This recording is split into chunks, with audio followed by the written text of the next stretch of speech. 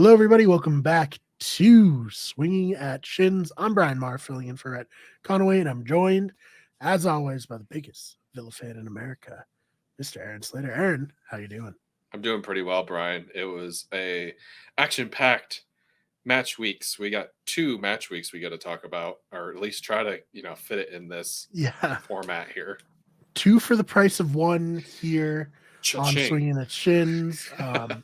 Before we started recording, Aaron was telling me this is because the Queen went and died. Very inconsiderate of her, I must say.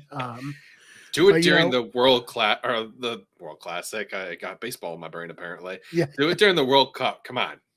right. Yeah, and I'm sure the World Cup didn't help with this either. No, not at all. It's just a lot. It's a weird season for the Premier League, but we're here covering it. First things first, Aaron. Big announcement, big news. Yes, sir. Gonna throw it to you. Tell us about it.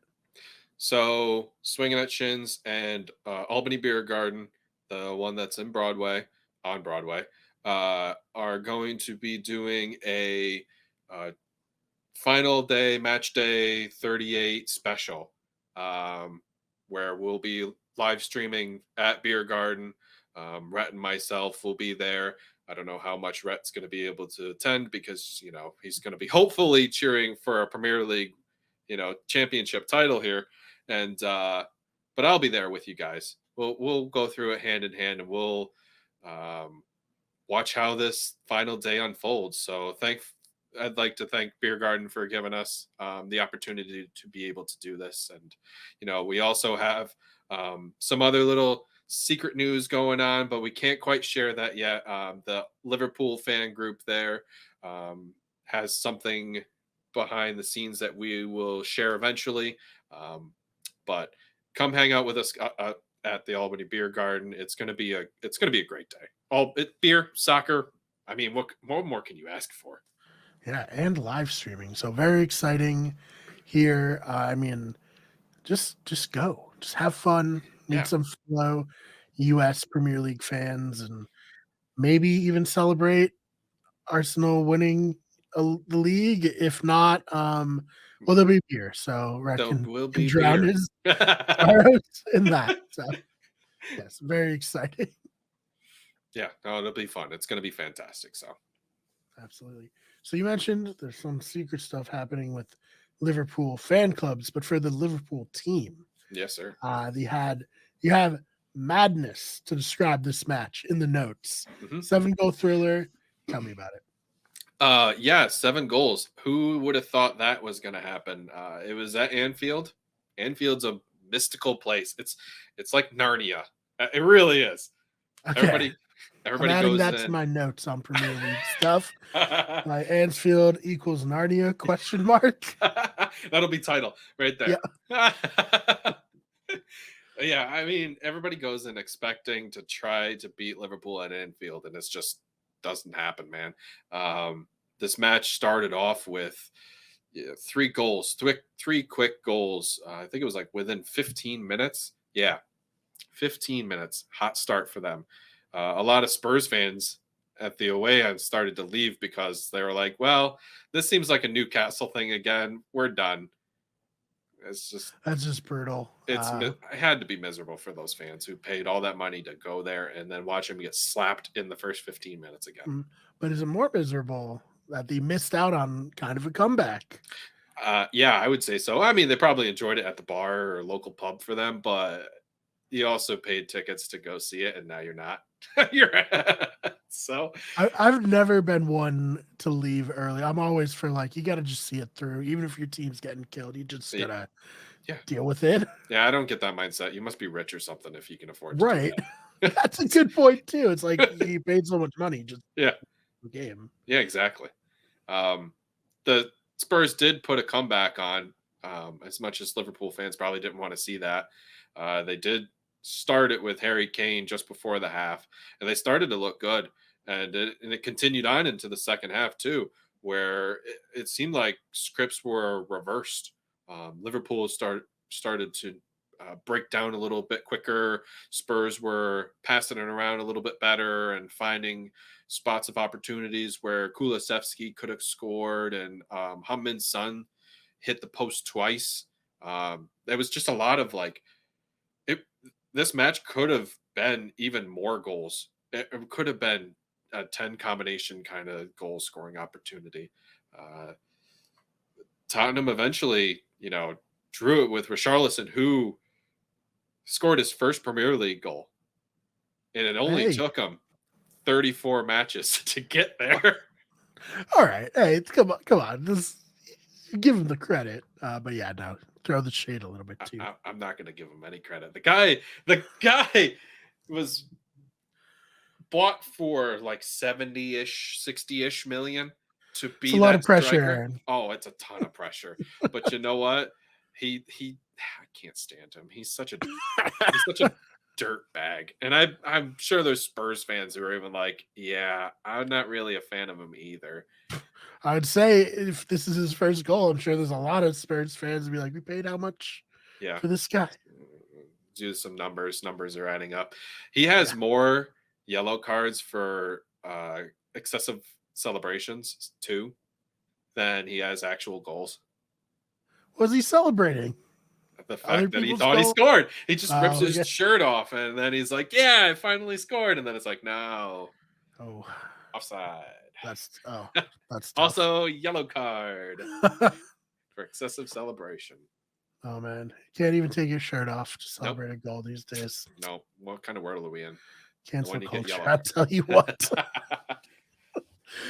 Oh man.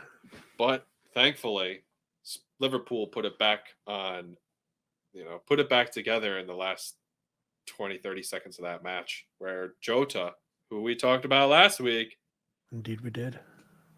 made that final goal and cemented it to be a 3-4 tally. Liverpool, I mean, they've been crushing. They've been putting in goals. I gotta see how many goals they've had in the last couple games here. I want to say they've had at least 7, 8, somewhere in that ballpark. I'm not going to be able to find this as fast as I thought I was going to. That's right. So let's talk. How heartbreaking do you think that 90th minute tie and then 90th minute loss was for Spurs fans? Oh man, I bet that whiplash. That's the best way I can explain it. Is whiplash. I saw some videos, some TikToks and Instagram stuff where fans were celebrating that draw from Richarlison and then immediately getting it pulled right out from under them and losing the match with Jota ripping it in. And I would say I got to feel for these fans, but also I don't know how I like. Villa are also right there too, and sorry guys, I'm a Villa fan, and Yeah. I'm also rooting for European nights, but I gotta imagine it's a tearjerker, and it feels terrible that that your team hasn't been able to close out matches and you're getting waxed. And Conte's got to be right. This team doesn't know how to win trophies. They don't know how to hang in together. I mean, this game might be a little bit of an exception. They did also draw against United. Was last week or 2 weeks ago. So there's been a little bit of a turnaround. You can kind of tell with Ryan Mason as the new interim coach. You kind of tell that he wants to be the guy that wants to have the Spurs team be successful because he also played for them as well. So maybe he sticks and maybe he's able to turn around and stay and try to keep some vibes going for them, man. But it's hard for Spurs at this moment. Everything's going to be hard for them because of how much bad news that have been put on them, and they put on themselves. Yeah, no, unfortunate, but it sounds like a great game nonetheless. Another team that is actually struggling for real, not just we're throwing shade at. Leeds looks like they're going to fire their manager, and are looking at. You have it listed at Big Sam Allardyce. Yeah, What? Big Sam. All right, Big Sam, love it. Tell me about Sam. This guy, he's got a good resume as far as keeping teams up. It goes back as far as the 15-16 season with Sunderland, and that team's in the championship right now. They got it relegated all the way down to League One too. League One as well. I didn't mean to make it sound like League One too. But he also kept up Crystal Palace in 16 and 17. After that team started 5-3-11, he was able to keep them up in the mid-table. Sunderland also started 1-3-6, so they didn't really have that much faith in that particular manager either. Able to keep that Sunderland team up, and that was actually was that the year that Villa went? I think that was 16-17. That Villa went down. They only were able to score like 20 some points or something. It was a bad season. It was really bad. It's almost like they should have hired Big Sam for that. Keep them up. He also had Everton in 17 and 18 that he was able to keep them up, and which is a team that never really should have been in the relegation zone to begin with. But hey, you got him out of relegation threat and zone. So kudos to you. So he's the guru of keeping teams up. It's fascinating that he's like a hired gun almost to be like, listen, just please keep us in the Premier League. His longest tenure was with Bolton, and I think Blackburn Rovers, I want to say, I think is what I'm thinking of. And he only really stays around, like they're on Transfer Market. They have like average number of years of service, and it was like a year and a half. That's it. They only need him to. He's the guy. He's the assassin, fixer, fix it, Felix, fix it, Sammy. Yeah. But save us, Sammy. Maybe. Oh, there you go. Heck yeah. I still like Big Sam, but also Save It Sammy sounds pretty good too. Oh man. No, I think if Javi Garcia isn't your guy and you really want to stay up, Big Sam's going to be your guy who is the best skill set to keep your team up. Whether Leeds actually have the skilled players to keep them up is a completely different story. Their team's been leaking goals left and right. And they haven't been scoring. So that's a terrible combination. Yeah, I don't, it's been well documented. I'm not the biggest expert on soccer, but I do know if you score no goals and you let up a lot of goals, not a recipe for success. No, that sounds like you're going down. I don't really want to see Leeds go down. They're a historical club. They shouldn't be down in the championship. But to think that they went from Marco Bielsa, who was a phenomenal coach, to Jesse Marsh, to Javi Garcia, to Sam Allardyce, you kind of got to look at your ownership and be like, what are we doing here, guys? Right. Well, we'll see. We'll see what happens here. I had to do this here because we just spent a whole nother show, the Villa on We Could Get Sports, talking about Villa losing to Manchester United. But there is some historical significance to this. Tell me about it. Yeah, Villa took their first loss in 10 matches. So, their 10-game streak is over, their unbeaten streak. But they also, in this particular match, gave up, or I shouldn't say gave up, now hold the record for scoring 20 goals. A goal in each match for an appointed manager. So what I'm trying to say is, since Unai has been hired, they have scored a goal up until the Man U shutout. So pretty impressive streak. I would say so. I mean, that streak shows that the fact that they're all the way up to 7th right now, and that they're pushing for Europe. So, they faced a team that haven't lost at home either. So, something's got to give. Definitely. But yeah, shout out to Villa for the streak. It's very fun. Yep. Big reason why they've really improved. Yeah. Oh God, yeah. Since I mean, also since we started covering them, I'm sure that helped. But Oh, they like there's this probably a dude. little bit more credit, I guess. They're like, we got to make this dude Mhm. put out good podcasts. Yeah, So let's just keep winning and scoring goals. exactly. Make And it we easy on him. appreciate it. Oh yeah, It's we 2-8 eat this up. street. Oh man. All right. So last week we had a big segment where we said, Arsenal, show us what you're made of, basically. Yep. Big match versus Man City. What's gonna happen?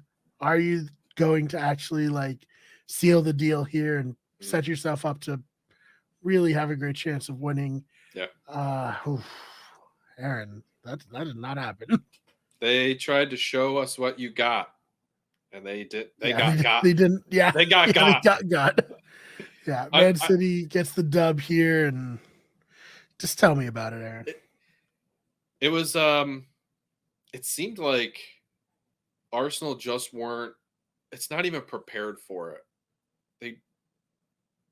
They just were missing that sharpness that Arsenal had carried this whole time.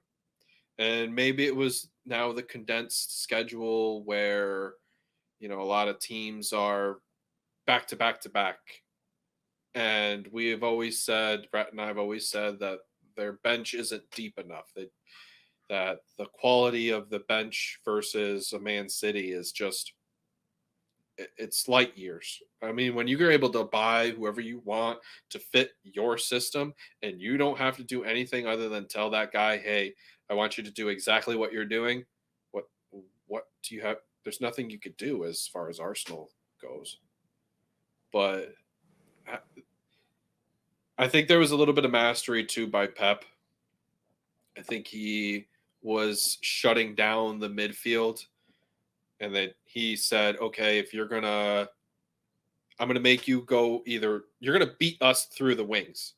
If you can't beat us through the wings, then you're not going to be able to beat us at all. And I think that's what happened. They really, as far as the unit went, they were very condensed in the middle when possession was turned over to Arsenal. And they tried to make them beat them on the outside. And they couldn't do it. And it seemed like for every time an Arsenal player had the ball, there were two City players on him immediately.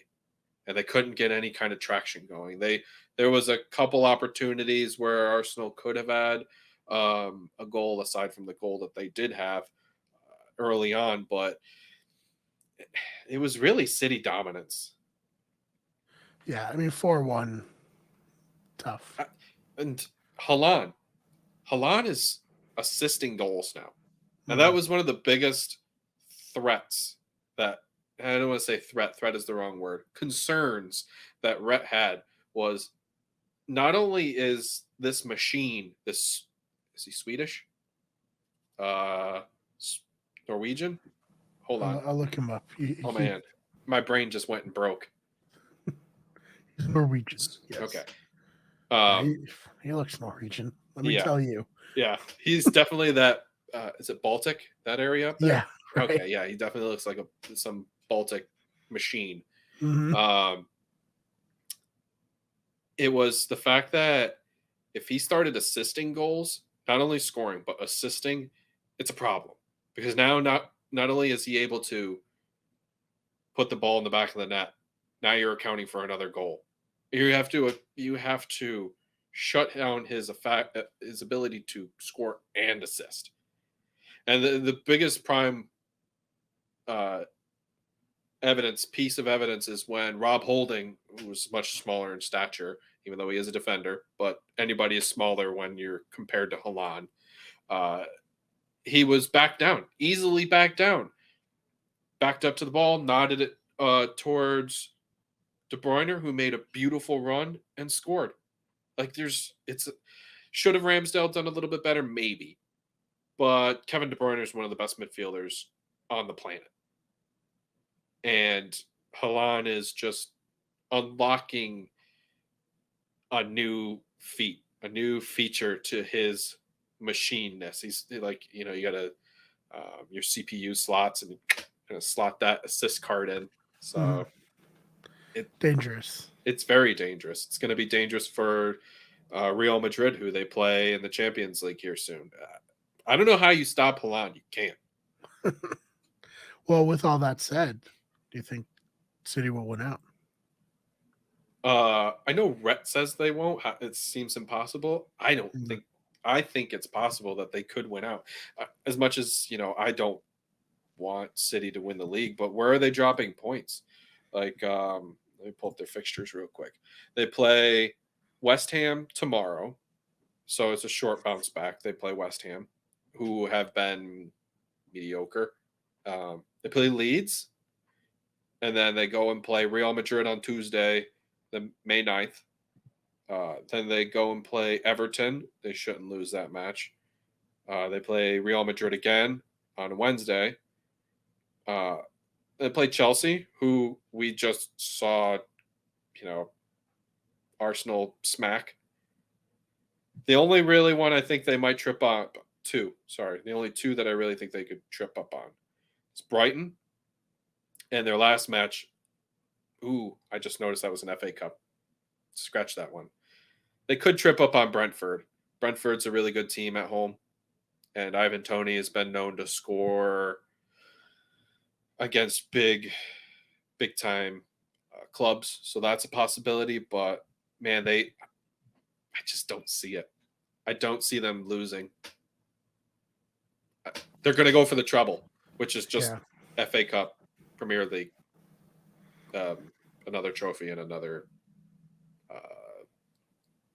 competition, which would be UEFA Champions League or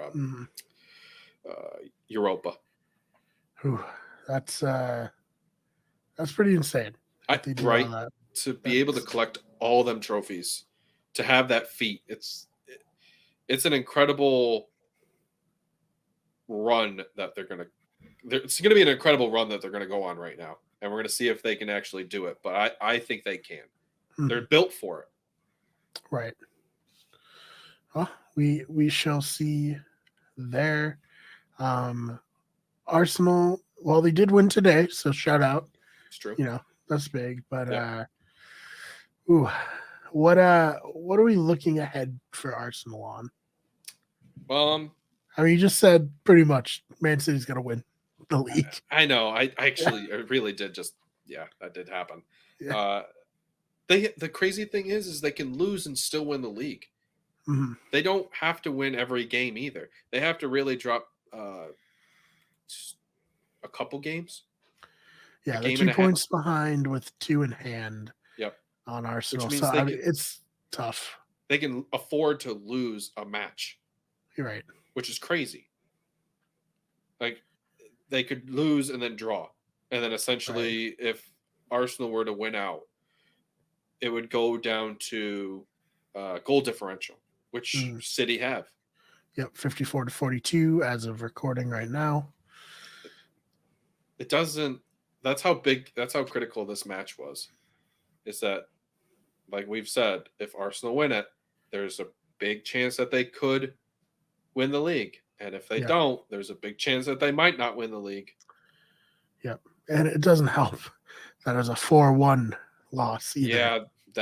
Yeah, so essentially 3 goals against you on that too. So but back to the Arsenal, how I feel about their next fixtures here. Newcastle's going to be tough. It's at St. James Park, and they play extremely well. I mean, look at what they did to Tottenham. Absolutely slapped them around and said they made the Spurs apologize to their fans. That's how bad it was. Made them leave and then apologize. Yeah. Tough. And then they play Brighton, who also aren't pushovers. We've seen De Zerbi manhandle top clubs as well. They play Forest. I've said Forest at their park play a little better. There's a possibility for a slip up there. Maybe. It all depends on, there was an injury too with Big Gabby. I believe he got subbed off. So we'll see what happens with that. But again, they, like I've said on here on our sheet here, they're having defensive troubles. They're having a tough time keeping out goals. And it's the defense that's really killing them at this particular moment. Then they turn around, and then for the final game they play the Wolves. They could probably beat the Wolves. I have no doubt in that. But their schedule is only slightly tougher than Man City's. Yeah, but hey, they qualified for the Champions League. That's So true. I did forget to mention that. Yeah, so with that loss that Brighton had against Forest earlier in the midweek last week, um, they did secure Champions League. And if you were to ask any Arsenal fan, I'm sure they'd be like, "We're fine with Champions League and being in that competition again." But the fact that they're in first and they've been in first for so long, it's like, damn, now I really want to win the league too. yeah, you were kind of saying like they would have been fine if you had presented it to them beginning of the season versus Sure. are they fine with it after all this has Yeah. happened? Yeah. I feel a little bit bitter if I was not bitter. Bitter is a little bit too harsh, to be honest. Yeah, disappointed.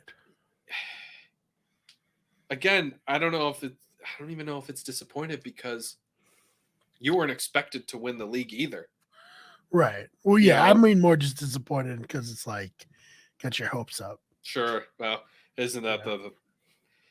isn't that everybody's bane is It hurts having hope? way worse when Yeah, of course. you have hope and Yep. then it doesn't come through. Yeah. So I mean, again, Arsenal are still a great squad. They're gonna bring in players in the summertime who are gonna fit that Arteta system, and they're gonna they're gonna shore up their defense, and they're gonna shore up their attacking, and it's just gonna. I wouldn't say it's gonna just work because it doesn't always just work, but there's gonna be reinforcements on the way. Yeah, so we'll see what happens there. Um, Arsenal's kind of backsliding a little bit. Newcastle, though, they're a little bit on the rise. Tell me about that. They're kicking a. I wouldn't say so much as a rise as they're affirming the fact that they're top four quality, that they should be where they are. And Right. after they lost to Villa 3-0, they haven't stopped scoring. Right. They have put in, I believe, did I say? I wrote 7 goals, right? Sorry, 13, and 7 in their last 2. They've been absolutely waxing everybody, and they're back to how they started, which their style of play was counter press high, make your opponent give it up in their third, and do your short work there. Make the right passes, make your connecting passes, make some chaos happen, make your the defense like, oh dang, now we got to reposition and rethink. Oh crap, we got to play defense now instead of push out, and that's what they're doing. It showed in the Southampton match where they just, I mean, they got a beneficiary of the own goal, but it was a whipped in, cross. It was phenomenal. It's just one of those things where, you know, as a player, if it happens to you, you feel terrible, and there's nothing you can do about it. You just kind of have to pick yourself up after that. And Newcastle just they've been playing this brand of football, and it's been successful, and it shows that counter pressing, if you've got the right pieces, works phenomenally.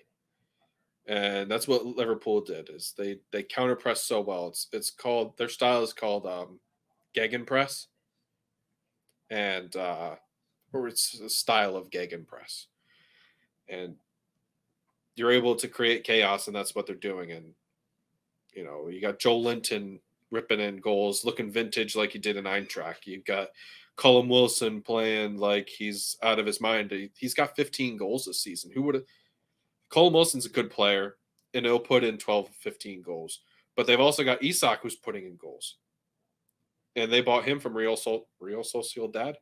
something like that, for a good amount of money, and he's looking every bit of what he's worth. This team is built for success. They did it right. They didn't go out. This team is actually kind of oil moneyed too. Their owner, he's like the richest. If you were to combine all the owners, they still don't have enough money to match how rich their owner is. Right. Jesus Christ. Yeah, it's disgusting how much money that is. But he didn't splurge it out like you would expect it to happen. They went out and bought building block players. Like Joel Linton was kind of given to him, but they went and bought Isak. Yeah, did you just see how much he's worth? Dude, I looked it up. I've never seen this. It says his family's worth $1.1 trillion dollars. Yeah. I don't 1,000 billion.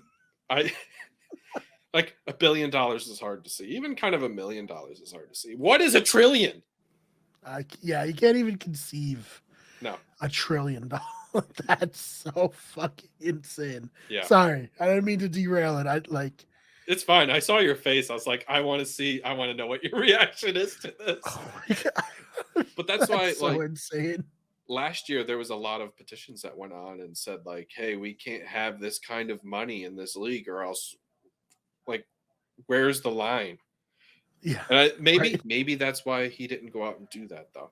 Yeah, he didn't. Maybe he thought, all these. I'm not saying that he couldn't have or shouldn't have, but it could probably destroy soccer if it was.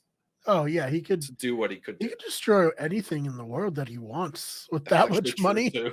Yeah, he could destroy countries, let alone a really soccer league. He could buy countries. Oh, probably most of them. He could buy nations. Like, I want Asia. Done. Yeah, right. I just want every country in Asia. Yeah. Well, I guess probably other than China, but every other one. Like, dude, I've never seen. I'm the football guy for the Wicked Sports Channel. There are a lot of rich people in football, not compared to this guy. No, he's untouchable.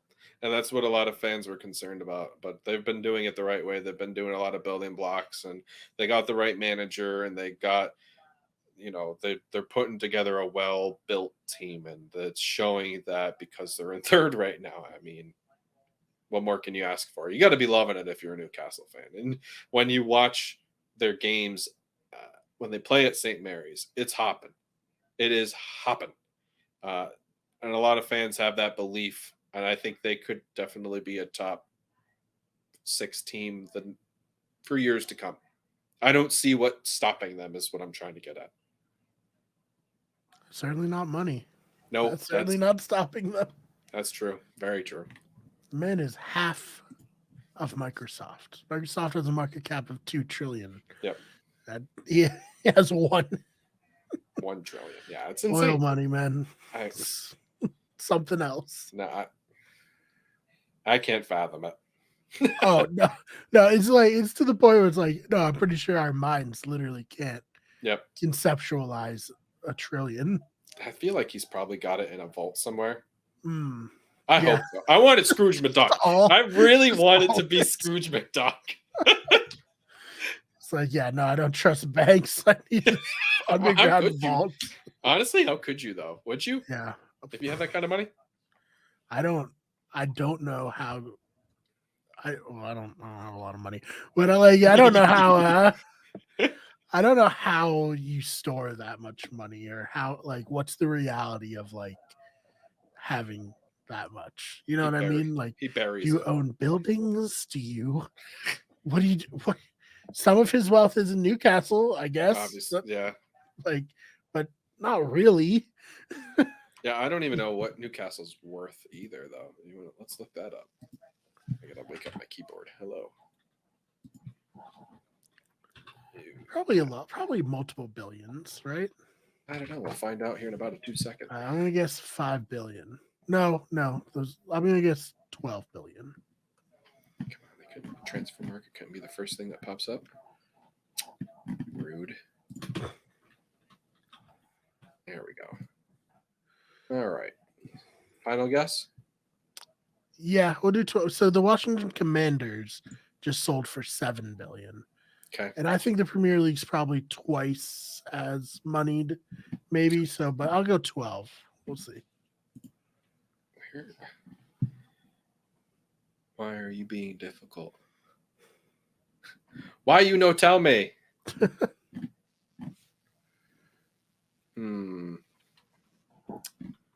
I have to dig a little deeper. Sorry, folks. Oh, it's right there in front of my face. It's right big. Okay.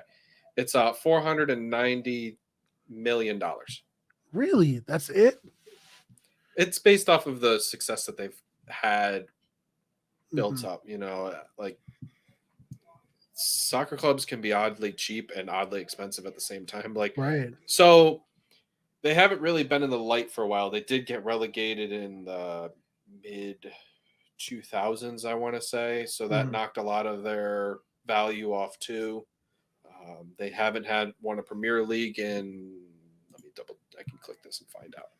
They haven't won a Premier League since. Well, that's a long time. 1927. Holy shit. Okay. Yeah, they haven't won an FA Cup since 1955. And yeah, so that's part of the reason why they're not as expensive as, you know, Man United or Liverpool or all those other teams, is just because the recent success isn't there. Right. And I don't know how much he spent, but like even just like 400, 500 billion or million, that is literally not like whatever money to Mhm. this guy. Like not even blink. Just like, oh, it's 500 million, sure. Why not? Fucking buy a Done. Premier League team. Why Throw- not? He's probably got like a money gun too, and he goes, Yeah. That's crazy. All right. Well, learning a lot of things on this show Yep. today. But Aaron, do you want to have a moment here? A little. I don't know if apology is the right word, but you underestimated a team. Bournemouth, I'm sorry. You're probably going to stay up. Yeah, it looks like right now. Yeah, they're playing better. I mean, they scored. They beat Leeds, which is leading to Leeds possibly firing their head coach, their interim head coach, or I don't know what Javi Garcia is, but either way, they're probably going to can him. I didn't mean to click Leeds. I was just talking about them, though. Sorry, I meant Bournemouth. They also beat Southampton, another relegation team. They're doing all the right steps right now to stay up. They are also right now, they've only lost one in their last five, which was to West Ham. They beat Leicester, they beat Spurs, and they're again, like I said, they're doing all the right things. They're scoring goals and keeping goals out. They've only let in 3 goals out of 5 matches. So pretty good. they could definitely. There's more of a chance for them to stay up than unless Leeds happen to get Big Sam and they do keep them up. Big Sam's only gotten one team relegated, and it was West Brom, and that West Brom team was kind of booty. Right. Bournemouth played Chelsea. I think I'm gonna lean Bournemouth on that. Chelsea haven't showed me anything. Right. I mean, I think that's fair. They're pretty commensurate in terms of points and games and all that. So Chelsea is 12, they're 13, but pretty similar. I mean, goals is the real big difference there, but Well, they got waxed twice, I want to say. Hmm. I know they got beat 9-0, I think, against Liverpool earlier on in the season, and I think they also lost big before that or around that time. Again, I can't quite remember, but Premier League season's been long. Right. Yeah. But with 4 matches left for them left to play, they're most likely going to stay up. And I'm going to knock on wood for them. So, I don't want to jinx this. I don't want to reverse. I don't want to reverse what I had said. That unjinxes, that whole thing. Right. Oh man. Well, hey, good for them and good for their fans. I'm sure they were sweating it out there for a little bit. Oh, but, sure. We'll see as it gets closer. It looks like we'll get some clinches soon, right? We'll get some. I would think so. So one would believe Crystal Palace because 40 is usually the tally you want to get to. And that is kind of like the golden number. Right. They're probably staying up. If I do the math, yeah, they'll most likely stay up. Chelsea could technically relegated, but they'll probably stay up too. If I had to say how this season ends, it's probably if I look at the table, this is probably what the table's going to look like. Right. But I don't want to put a stake in that either because, again, like I said last week, and we've drummed on this whole entire time, this Premier League's weird. This season's weird. It's like that, but also, wouldn't it be funny if Chelsea lost out, got relegated? Please, if there is a God, make it happen. Oh man! All right. Well, anything else for this episode that you want to touch on? I think that's pretty much everything that we got going. Again, you got that big news with Beer Garden, so come check us out May 28th. We'll be down there, and don't forget about I know I'm cutting you off twice now. I heard that too. The big. Sorry. Yeah, it's all good. It's all good. Don't forget about Rhett's Way West Stand. He always, he hasn't been able to get to it lately, obviously, because he's got his second child, and and my Villa and everything else we got on Wicked Good Sports. We got our basketball. Ryan and Jack do a great job with At the Buzzer. And then, unfortunately, with Power Play and Chris and the Bruins, that's pretty tough right there. And then we got you with the Miami Minute, and we cover a bunch of sports going on, guys. And I forgot about Jack and his. It'll come to me. Bayou Breakdown. Oh yes, the Bayou Breakdown. There you go. The New Orleans Saints. Yeah, I was like, what the hell is that team that's in the swamp? Right. Yes, and I'm waiting. Like, I'm ready to make a new Miami Minute if the Dolphins trade for Dalvin Cook. I'm on Dalvin Cook watch right now. You should be. That'll be very exciting if that does happen. But until then, it's. I don't want to turn the channel into a Miami centric channel, even though I could make like tons of videos. I think it's better to like spread the love around, especially in off seasons. Yep. And I'm busy anyways. We got enough sports to talk about. I don't need to make more Miami things. So, but yes, please subscribe to the main channel, or not the main sports channel. Subscribe to the main channel too. We can get everything. Hopefully, get a new video out there soon. And rate on all the podcast services. Swinging Shins. If you have friends who are into football, the Premier League, tell them about that.